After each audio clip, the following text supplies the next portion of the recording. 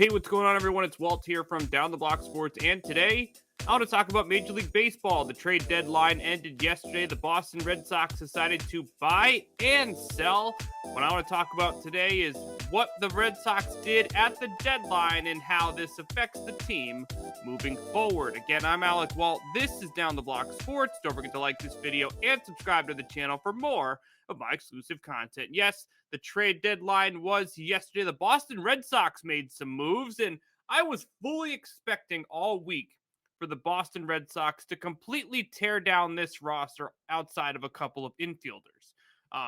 Nathan Eovaldi, J.D. Martinez, Jackie Bradley Jr., Christian Vasquez, potentially a couple of other depth bullpen or starting rotation pieces. I was expecting to wake up this morning and see a complete different roster. But I wake up this morning and the Red Sox didn't make as many seller moves as I was expecting. You know, this team is barely over 500 in the hardest division in baseball. They are in the playoff hunt, but have multiple teams to jump, including teams in their own division.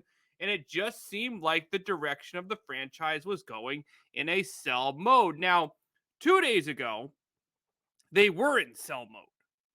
They traded Christian Vasquez to American League rival and everyone's least favorite Major League Baseball team, the Houston Astros, in return for 2 prospects, and it looked like everything was going in that direction. Then it's deadline day, and the Red Sox decide to go in a different direction. Now, it was very obvious they needed a first baseman.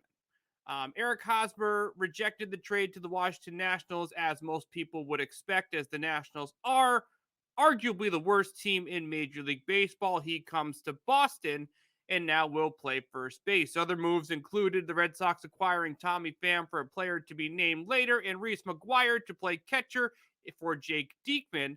And McGuire will replace the traded Christian Vasquez, who, again, like I mentioned before, is on his way to the Houston Astros. So the Red Sox decided to not buy, not sell. They decided to do both and put themselves in pretty much the same situation they were in before. Now, when I look at the Christian Vasquez move, this kind of reminded me of him not likely signing an extension with the team as his contract expires at the end of the year. I think this is a perfect addition for the Houston Astros, giving them a nasty catching duo with Martin Maldonado. But when you look at the pieces they bought, I mean, now they have an outfield with Duran, Verdugo, Bradley, and Pham, which is very decent. I mean, Pham's been okay this year, does have the ability to come back next year, so there's some flexibility on that regard, with Jackie Bradley Jr.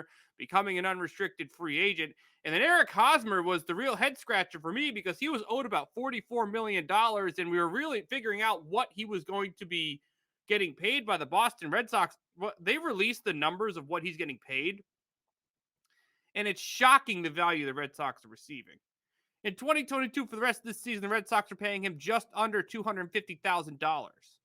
In 23, 24, 25, $720,000, $740,000, $760,000. Those are the league minimum totals for a player in Major League Baseball. The San Diego Padres are paying nearly $45.5 million for Eric Hosmer to not be on their team.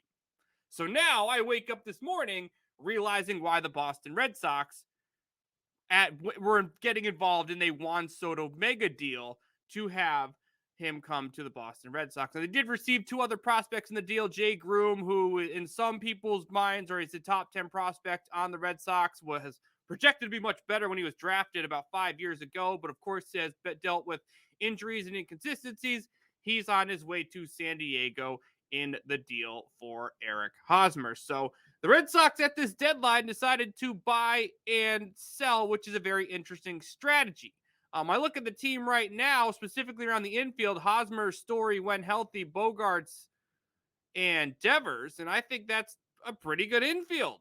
I look around the outfield. There's not much power, but it's not the best. You know, the outfield's been a problem all year. I really don't think Tommy Pham makes that big of a difference for this team, and the pitching rotation is still pretty much what it was before. I am shocked that Chaim Bloom wasn't able to find a buyer for someone like Michael Wacha or Nathan Eovaldi, who, of course, is an unrestricted free agent at the end of the year. So this is a very weird and unexpected deadline.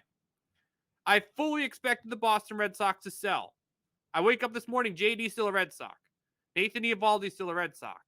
Jackie Bradley Jr., who I can't believe isn't a Philadelphia Philly right now, is still a Boston Red Sox. Can this team make a run?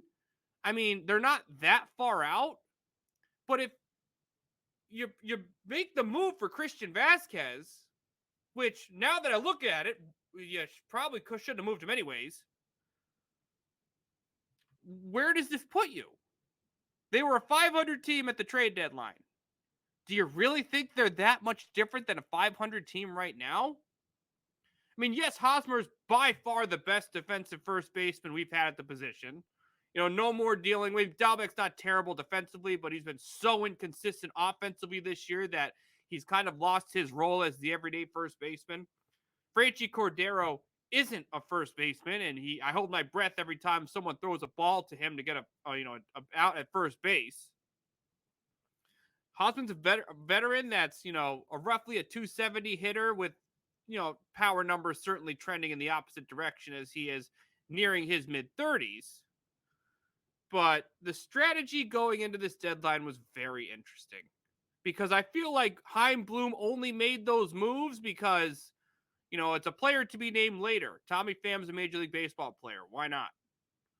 You're paying Eric Hosmer the league minimum for the next couple years in return for a couple prospects to play a solid position. Now, Cassius, we'll see how that works out when he gets called up. We'll see if JD Martinez is the long-term DH and how they plan for that position moving forward. What's going to happen with the two stars on the left side of the infield? There's plenty of questions that remain in Boston.